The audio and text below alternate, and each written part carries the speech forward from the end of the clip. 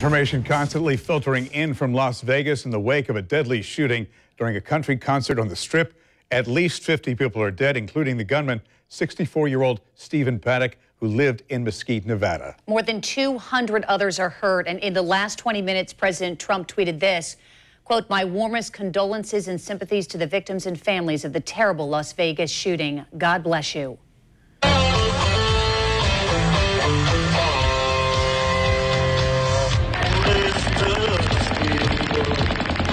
See him look there? Yeah, he's looking over, wondering where is that sound coming from? What is it? It sounded like firecrackers. Turned out to be gunfire. Yeah, automatic gunfire. Now listen, there's a break. Listen to the silence here.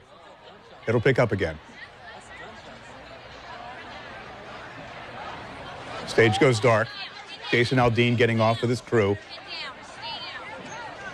There is more gunfire to come, and the theory is that the gunman was reloading, putting a new magazine in or whatever. The gunman fired into the crowd from the 32nd floor of the Mandalay Bay Hotel. You see it off there to the right. It's at the south end of the Strip, not far from McCarran Airport. Thousands of people ran and ducked for cover, trying to find some semblance of safety. Witnesses say the gunfire didn't stop for at least 15 minutes. News4JAX crime and safety analyst Gil Smith joins us live on the phone. Gil, good morning. When we have concerts here, when you have concerts anywhere these days, you do have some semblance of security. But checking a big perimeter like the one you had in Las Vegas, that presents a whole different set of challenges. Yeah, it's very challenging. You're talking about an area of people that are all compacted in one small area. That way, if a person has experience with weapons, he can be at a great distance. This person may have been about 300 yards away. And so it's very difficult to secure an area that wide, especially in a very condensed area like the Las Vegas Strip.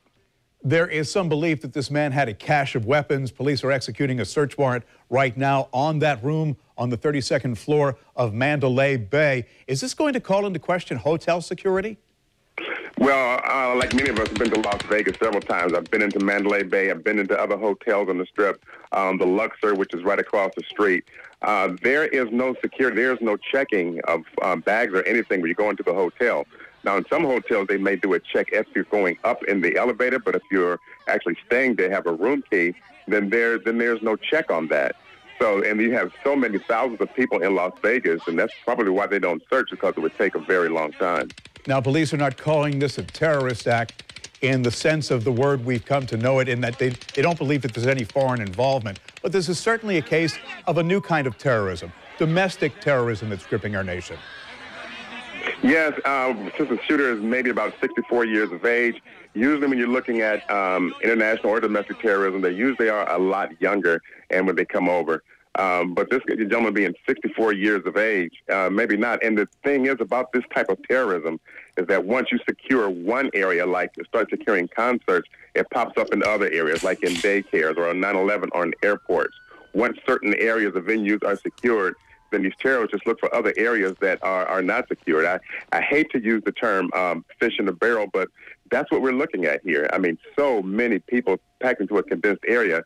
He didn't have to take aim or be very accurate, pretty much shoot in the area, and he's going to hit several people. This is now the deadliest mass shooting in modern American Day history. Before that, it was the Pulse shooting at the nightclub down in Orlando, where 49 people lost their lives. You've seen the same video, as have we, and you've heard the gunshots ring out. Safe to assume it's some sort of an automatic weapon? Yeah, I believe it's going to be a fully automatic weapon. Now, it could have been a semi-automatic weapon that was converted into a fully automatic weapon. So you're looking at just one trigger pull. No one is pulling the trigger, several times. Could have had a drum-style magazine, which is a very large bullet capacity. And you can hear sometimes as you played, there was a pause there. Could have been the person changing out the magazine. But it sounds like a fully automatic weapon, and they might have had some type of drum-style magazine to get as many rounds fired as quickly as possible. Gil Smith, our crime and safety analyst, thank you very much for your perspective.